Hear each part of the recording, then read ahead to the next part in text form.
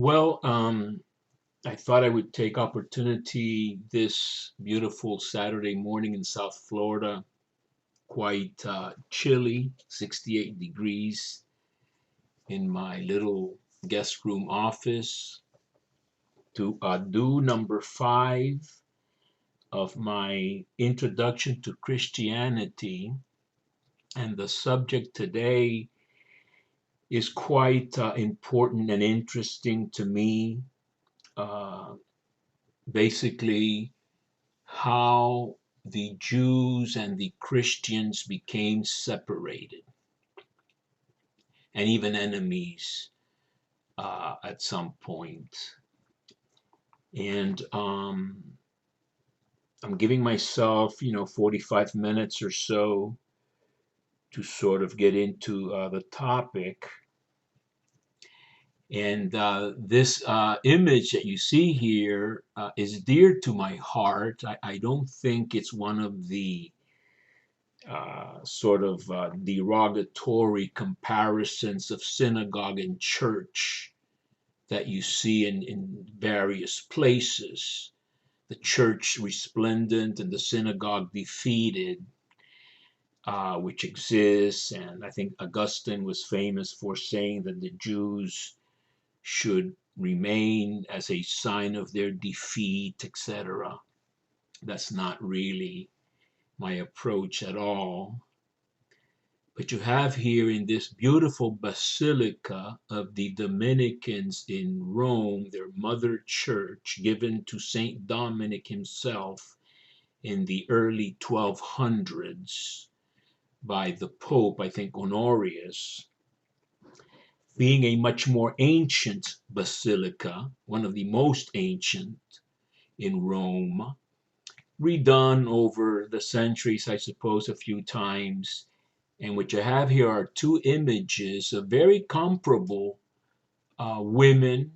One says Ecclesia ex circumcisione, the church from the circumcision, which is the term that Paul used to refer to his fellow Jews. And then you have Ecclesia ex gentibus, the church from the pagan nations, the Gentiles, which eventually became certainly the majority in the church. So that there's no doubt that Jesus was a Jew, and even though the Nazis and others tried to sort of, even as far back as Marcion in the 2nd century, removing traces of real Judaism from the Gospels and Christianity. He only accepted, I think, parts of Luke and Paul. Um, Certainly, Jesus was a Jew who chose 12 Jews from Galilee, which, of course, is the region of the Gentiles. That's what the name means. It appears in Isaiah, etc. As a sign of the ingathering of Israel's 12 tribes, which is an eschatological expectation in Ezekiel 37 and many other places. I will gather you from the four winds, etc. And he, as we have been saying, got this notion, conviction that he was the Son of God in a very special way.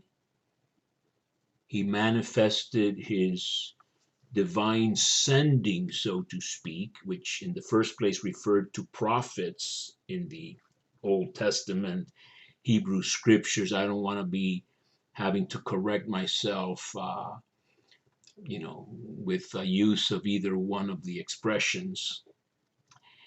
And in the context of Judaism, certainly the category that would have been applied would be Messiah.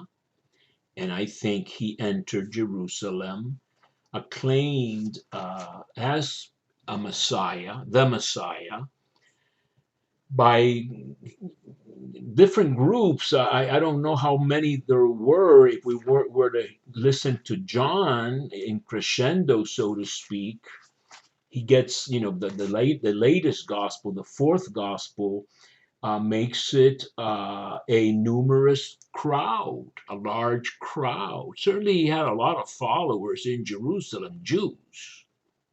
No Gentile, very few Gentiles. He may have cured the centurion's son telepathically, sort of at a distance, not even going into the house of a Gentile.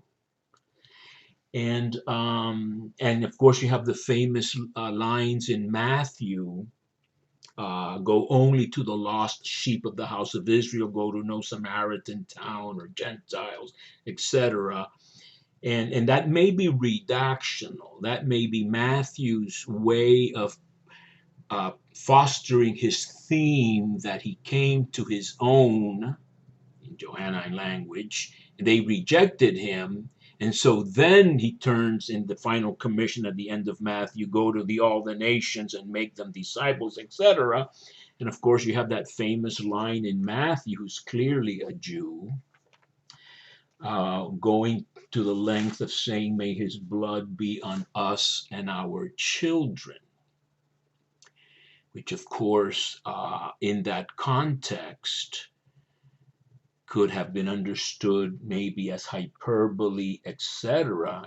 Even some Jews today can, when they want to insult somebody in Israel, they may say stuff about the Nazi Holocaust, etc. When people are angry, they can reach for the hardest and biggest rocks to throw. And so 2,000 years later, if we misinterpret this, we become, anti-Jewish, anti-Semites, Jew haters, if you will. And Vatican II, as you know, with great debate towards the end, came out with a declaration called Nostra Aetate, in our age, or something like that, saying that you cannot blame all Jews for the death of Jesus. This charge of deicide, killing God, is not to be applied to the Jews.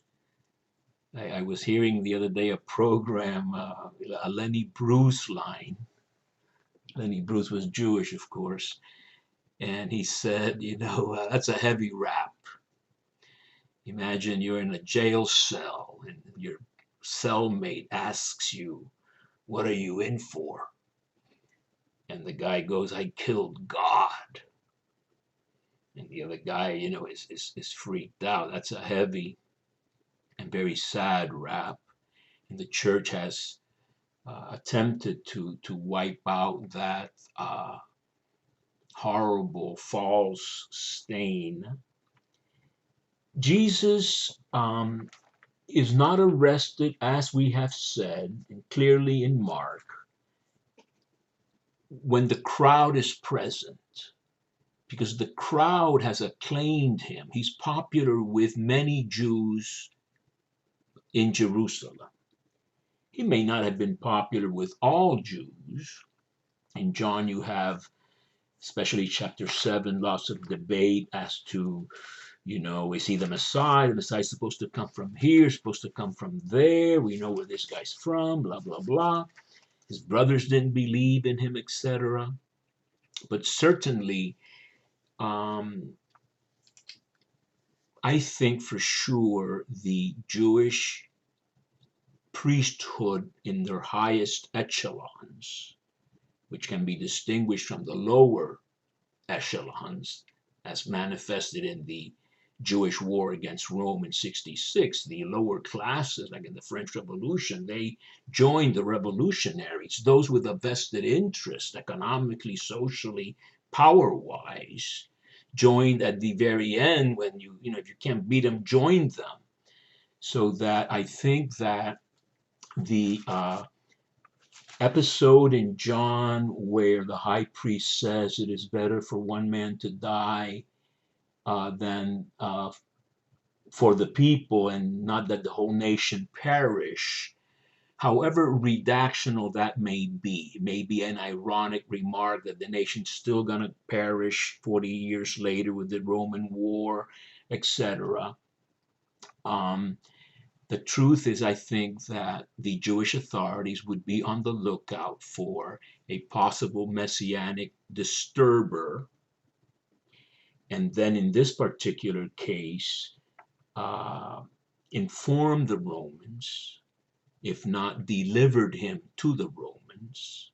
I think here we have another grounds for this incredible gospel of John, the fourth gospel, that it's, very lofty, the eagle flying theologian, etc., but zaps you with tremendous history. And one of the possibly historical things in John unique to John is that Roman troops, maybe a cohort, which would be hundreds of soldiers, that's probably exaggerated, but even from the very arrest in John chapter 18, Roman troops were involved.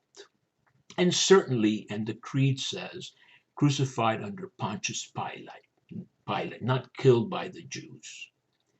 The Jews, he would have been ministering and relevant and even understandable primarily to the Jews, but the Romans would be on the lookout always for, especially around Passover time, which is a liberation feast from Egypt, and in other occasions it was a liberation feast. John uniquely includes palm fronds in the messianic entry. People are waving palm fronds. I guess that's where we get, Palm Sunday. There's some other kinds of foliage used in other gospels, or cloaks, or put on the ground, etc.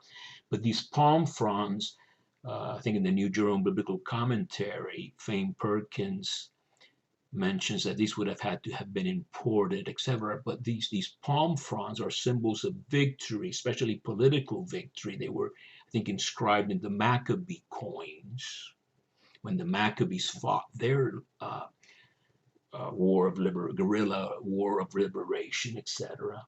So that for sure Jesus was popular. I've heard the hypothesis that the temple was still under construction, and therefore, if he attacked the temple, many people who earned their livelihood with the temple would have been opposed to him.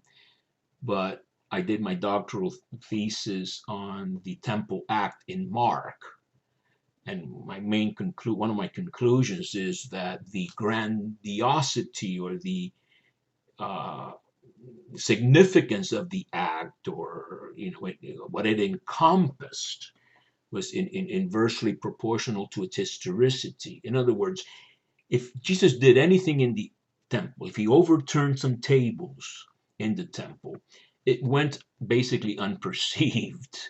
Not like when Paul causes a ruckus in the temple, that immediately he's pounced upon. They have these flowers of the priesthood that were the temple police, these young bucks, if you will. I hope that's not a bad expression, but that's kind of what I remember from my dissertation. They would pounce on you immediately, especially during Passover. So if Jesus did something symbolic, or if this is Mark sort of dramatizing, I think Bossuet said that, or one of these scholars, he dramatized a saying of Jesus that not a stone upon a stone would remain of the temple that would not be destroyed.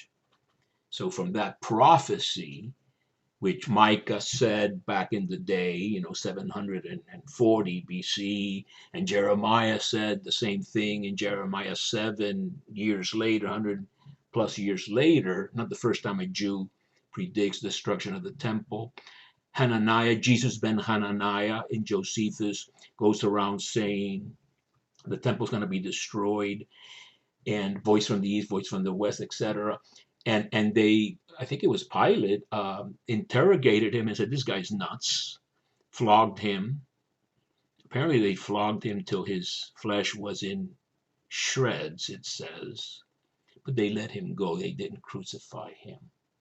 But Jesus was obviously crucified as somebody with a messianic color, which would have alerted the Romans to possible uh, revolutionary activity, as indeed took place in 66 in the Jewish War, which ended with the destruction of the temple in 70, the last holdouts in Masada. Then in 132, a messianic pretender, acclaimed as such by the greatest of the rabbis, Akiva, Bar Kokhba, Simon, they called him Bar Kokhba in Aramaic, the son of the star, which would be the messianic star of Numbers 24. He rose up, and you had great rabbis, at least one spoke, saying he's the Messiah. He would, I think, call himself a Nazi, a prince, or a lifted up one, because only God can declare you Messiah, or you can verify you're the Messiah when you win, when you comply, when you fulfill what the messianic predictions say. Smash the heads of the enemies, liberate Israel, etc.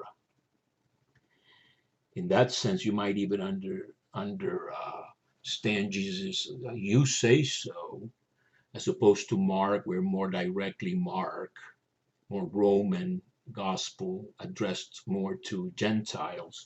Jesus says, "I am," when asked if he is the Christ. And Peter, of course, confession is the Christ. So Jesus was killed, crucified, executed, maybe informally tried, not the whole Sanhedrin, but like John has in the houses of the high priest, etc. Informal interrogation, check it out, a minimum of judicial process, and then delivered to Pilate, who was known for crucifying you without any judicial process. Very cruel.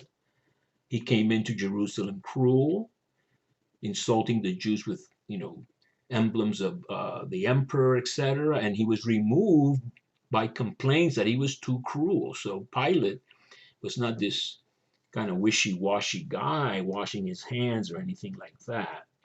So definitely Jesus ran into Roman political crushing, to put it that way. So why was not Jesus accepted by most Jews, even though early on everybody was Jewish? And if you read Acts of the Apostles, they would only go to synagogues. No one understood this Messiah stuff in the pagan world. You had God-fearers, or they call them in Greek, that would attend synagogue, short of becoming proselytes, circumcised, short of that.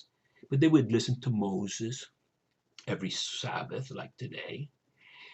And so they would know what this is about, but it still involves Paul and his group going into synagogues. And if you read, Acts of the Apostles, you find largely rejection of Paul's message, good news of the gospel, etc. And then threats that he's not going to come back. He still keeps coming back.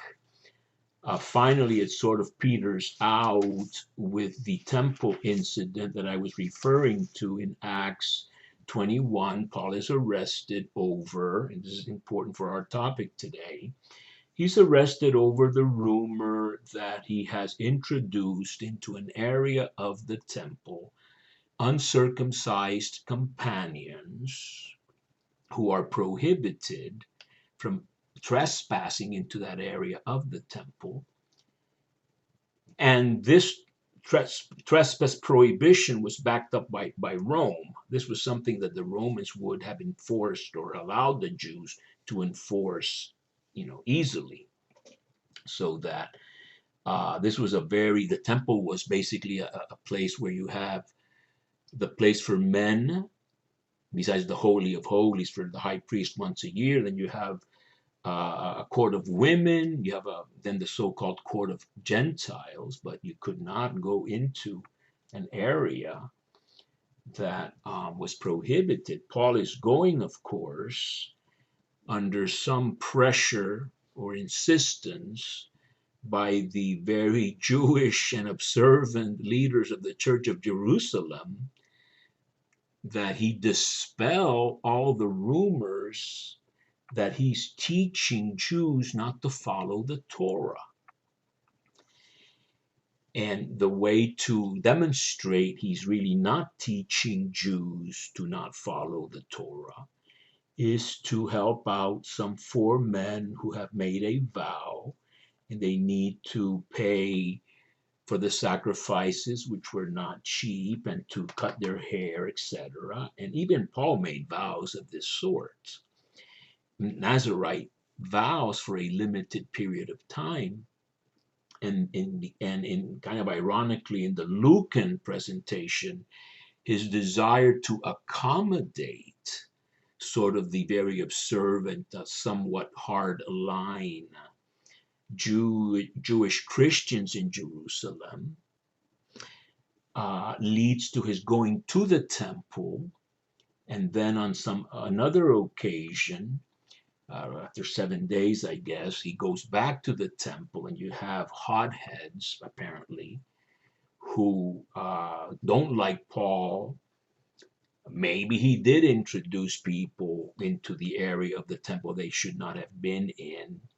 But in any case, the riot ensues. Paul is arrested, and I think that he's under arrest for the rest of his life. I don't really adhere to, he leaves prison and writes Timothy or Titus or some other letters like that. I think he's arrested and appeals to the emperor and will be taken to Rome, whereas where Acts ends, he's in rented lodgings in Rome with all parousia, all freedom of speech to do what he wants, under house arrest. And he's still receiving Jews and debating with them. So that even towards the end there, he's still open to his people and trying to convince them. But then, of course, at the very end, Luke decides to launch this cannonball, if you will, which was the Christian sort of arsenal, so to speak, when they wanted to lambast the Jews who had not believed in Jesus, to quote Isaiah 6. These people have a hard heart, harden their hearts, dull their ears, and fatten their hearts, etc., lest they hear and turn and be converted or healed, or whatever version you want. It's an interesting textual issue that I don't want to get into. Know then that this salvation, soterion, which would be an interesting masculine form of soteria, the normal word for salvation, of God has been sent to the nations, the pagans. They will listen. But actually, the last word is that Paul remained 2 years, whole years, in a house that he had rented, and he received everyone who came to him and preached the kingdom of God and taught what was in reference to Lord Jesus Christ with all parousia, all freedom of speech, without any hindrance whatsoever. So that's kind of like a description of the fact that the Jews did not accept Christ. I wanted to get into Judaism, as I understand it, to explain why there would be resistance to accept Jesus. And I think I could sum it up with a line in John that says, we know God spoke, this is in the blind man episode in John 9, we know that the Lord spoke to Moses, but to you, we don't know. And so what you have to understand is that Judaism had a very long history before Jesus, which I would want to start dating from the Babylonian exile. Before the Babylonian exile, which took place from roughly 587 BC till 538 BC, with many Jews remaining in Babylon until hundreds of years later, when even the Babylonian Talmud was written, maybe roughly 500 AD. And the Jews were in these lands until yesterday, when all the persecutions really increased, and Jews and Christians have had to leave many of the Muslim lands, if not all of them. But the experience of Judaism is incredibly important to understand, so that we can really understand how a Jew would have seen Jesus, and what kind of radical bent you would have to have, which most of us do not have for anything, to have accepted Jesus before or after the cross. After the cross, even less. For Paul, he would have been a cursed person, a cursed man. Cursed is he who hangs on a tree, Deuteronomy 24. So that's why Paul, persecuted Christians. It's kind of like, I guess, policing your own church. In the Catholic Church, they burned plenty of heretics and plenty of Judaizers, people who had been forcibly baptized, Catholics, after having been given the choice of death, exile, or baptism. Many chose to stay in place, be baptized, without really believing the tenets of the church. And then when they continued to practice certain Jewish practices on Sabbath, changing your clothes, maybe throwing some salt in the fire, not working, etc., their servants oftentimes would report them to the authorities, and there was a tremendous financial stake in convicting somebody who was now under the jurisdiction of the Catholic Church, especially in Spain, where I've read a bit about it. You convict somebody, you expropriate all their property and divide it up among the various participants in this process. Civil, ecclesiastical, even the servants got a cut, the ones who told on the snitches, so to speak. And so you have, Paul supposedly having letters of some sort, going to Damascus to persecute, fellow Jews who had accepted Jesus. And whether that's exactly historical or not, the fact of the matter is there was friction between Jesus and the Pharisees, for sure. And let's try to understand why that was. So if we go back to the history of Israel before the Babylonian exile, you have a very sort of mixed history where, for example, somebody like Solomon has 1,000 wives, 1 Kings 11. And the problem is when you marry foreign women who worship other gods, and just like Samson and Delilah kind of thing, men under the spell of a woman, or wanting to please a woman, maybe even Herod with the dance of Salome, if that actually was exactly like that, Solomon was not faithful to God. And you could summarize the history of Israel as understood in the exile of Babylon as having broken the covenant from the beginning, from the golden calf in Exodus 32. From the day I knew you, you have been hard of heart, etc., hard of neck, etc. These are prophetic and Deuteronomic diatribes, criticisms, reproaches against Israel. So you have these prophets, and if you focus on Jeremiah, even towards the end of Jeremiah, the people are saying that they were better off, Jeremiah 44, worshiping the king, the queen of heaven, and all these other idolatries that Ezekiel sees in vision from the exile, than the Yahweh alone party, as scholars like Morton Smith would say, pure worship of only Yahweh and definite recognition there's only one God, certainly for Israel, but really in just one God. Everybody else is a false God.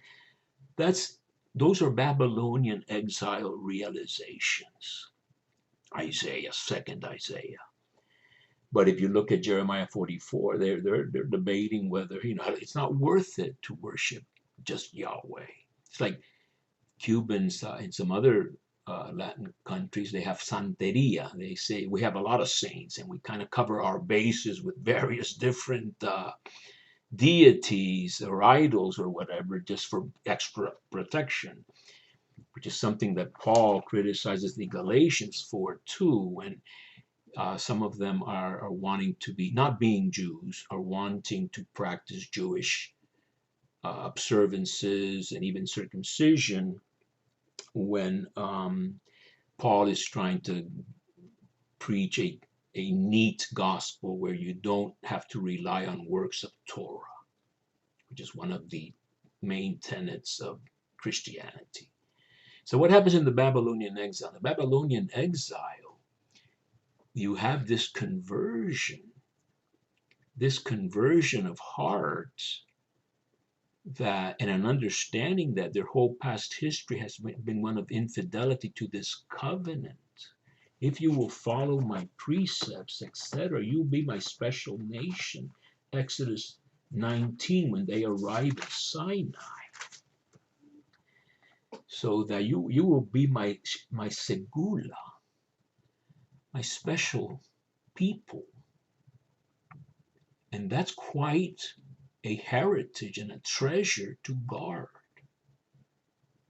And so you have this forging of Judaism in the exile, this exile experience of conversion.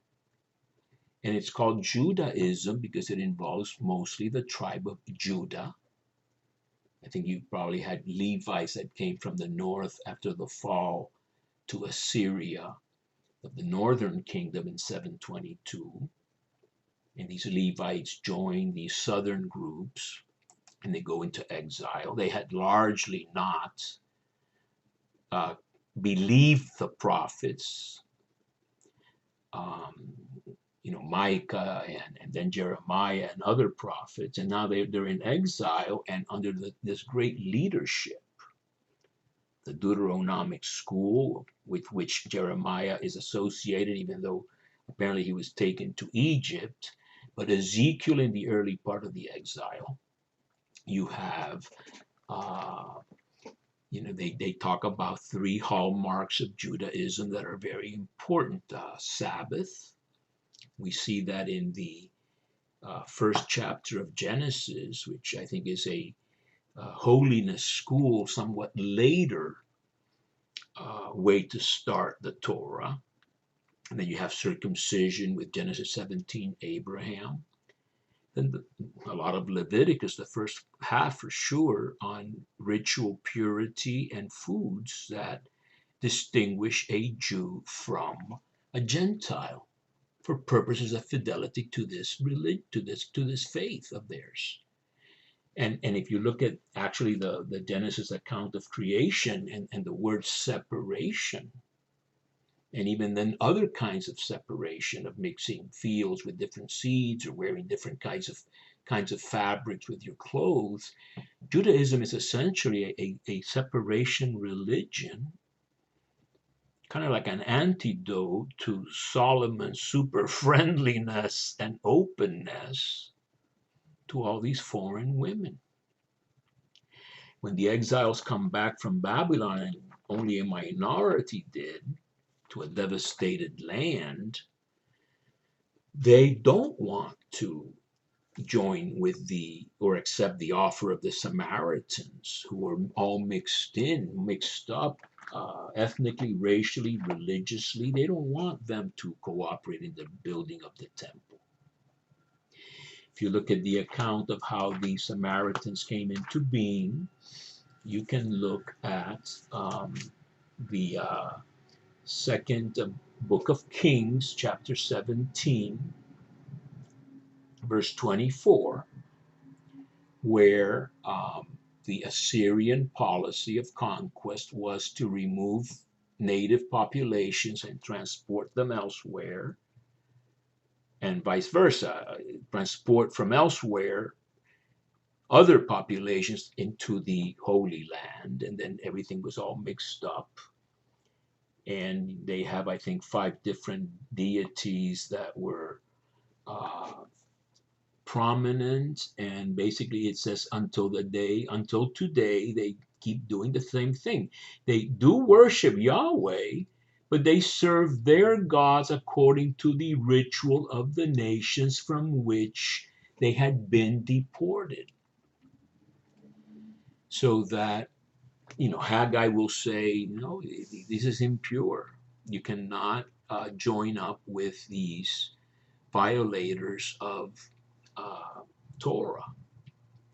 And you have a lot of stuff that we could say about different Torahs and the Samaritan Torah and things like that. But the point being that you have a real move for a monotheism and separation and fidelity to the Torah that will be developed more and more, forged in large part by Ezra and Nehemiah. Especially Ezra would be called something like the founder of Judaism to some extent. That's around 400 BC, which would be after they had returned from exile for some time.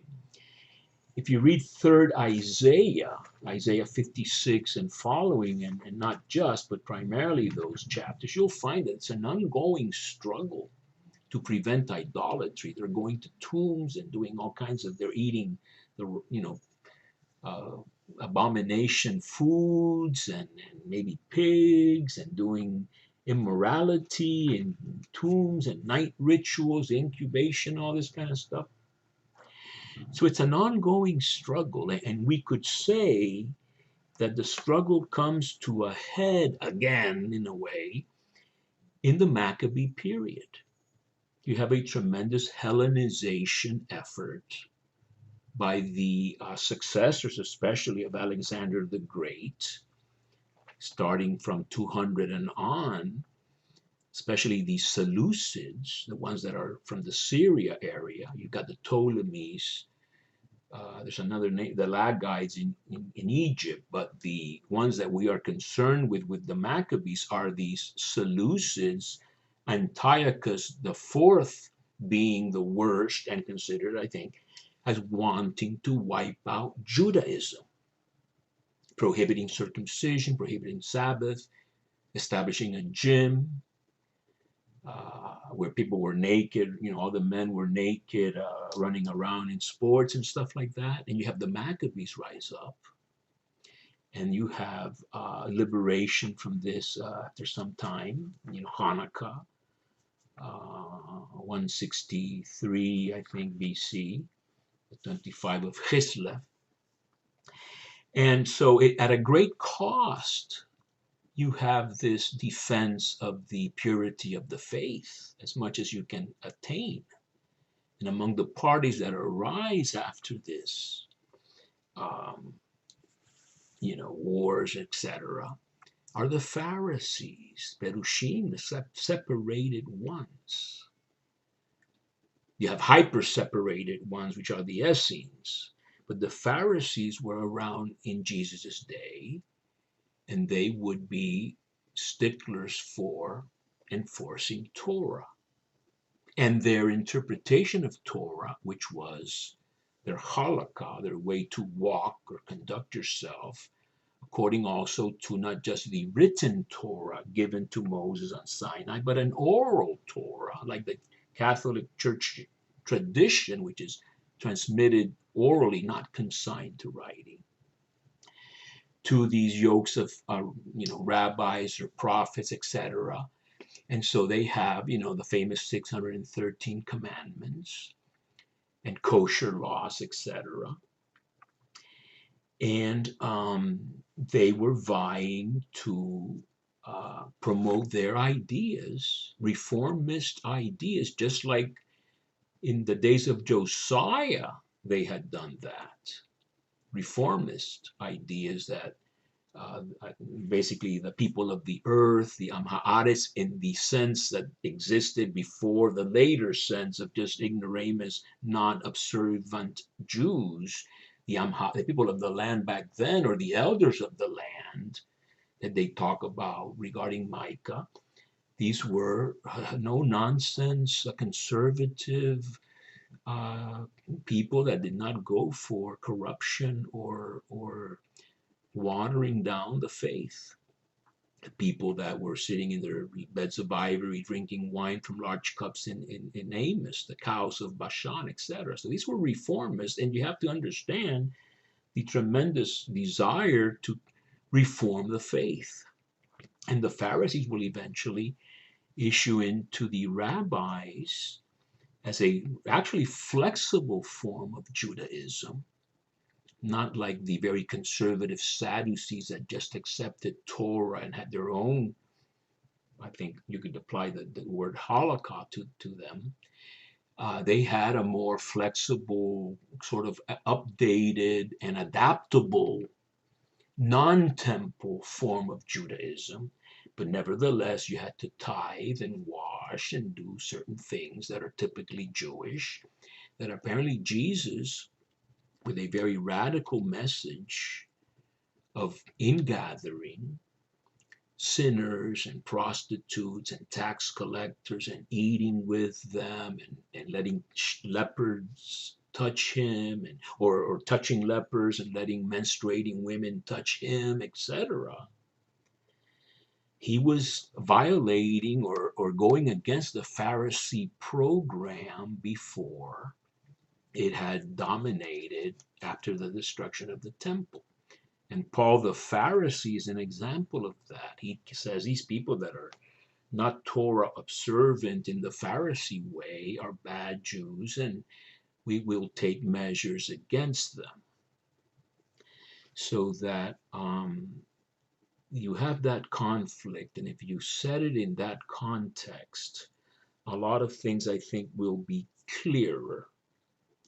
Going back to John, we know that God spoke to Moses 1,200 years ago. It's a long time.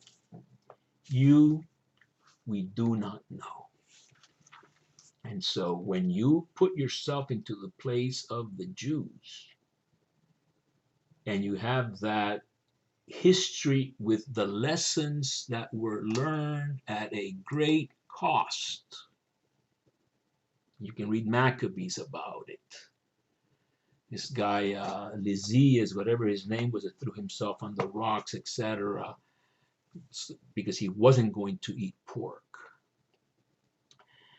When you understand that, you will see that the burden of the Jew, if you will, or the baggage, or the enculturation or education or training or whatever, experience, development of loyalty, all these things were abandoned by relatively few in regards to Jesus and his movement, which at some point in Acts, they start going to Gentiles. And once you have a community that's mixed, Jew and Gentile, you have, in essence, the need for separate tables, a Jewish kosher table for the Eucharist even, and then a Gentile table where you can eat Gentile stuff. And that's a division right then and there. So the solution that was proposed by the more observant and even the Pharisees in the Christian community, they were maybe not yet called Christians, or maybe they were. In Antioch, they were first called Christians probably because they were now distinguishable from Jews. They weren't just a sect within Judaism, but they had to have a different name relating to Christ because they were not any longer in the same community. So the proposal was have Gentiles who come into this new faith be circumcised and keep kosher and observe the whole law of Moses. And that idea did not prevail. It was considered a yoke, literally from Judaism, that even our fathers couldn't carry, etc. But certainly these Gentiles are not about to become Jews and observe things that they've never done unless they really wanted to. Even the God-fearers that love to hear about Moses and have the readings read in synagogue did not take those extra steps of circumcision and other steps of conversion. And so you have this rift wherein the essence of Judaism, which is fidelity to what Moses commanded according to the interpretation that prevailed, just like in Catholicism, an interpretation prevailed that is against Gnosticism and against Ebionism and many other movements that we call heretics or sectarians. Every religion sort of wants uniformity of some sort, conformity of some sort, or else it doesn't really subsist. And so I think the very essence of Judaism caused an incompatibility with Gentiles who, unless they became just like that, the best they could, were not going to get along very well. That's really, I think, what's going on in the New Testament regarding that. And I don't think I have much more to say on this. We're almost at 48 minutes or so. I think I've probably said enough. If I get some other ideas that I think are really necessary, we can't be comprehensive in every sense. I'll probably include it next time with number 6 regarding the church. I want to talk about the church and maybe even the papacy next time. But I thought I would do this one on the separation of our elder siblings, from which we can still learn and do learn and can consider light of the nations. Jesus for us is light of the nations. Paul says he's light of the nations too in Acts 13, I think. But the Jews can also be said to be light of the nations. And that's a high category to be in.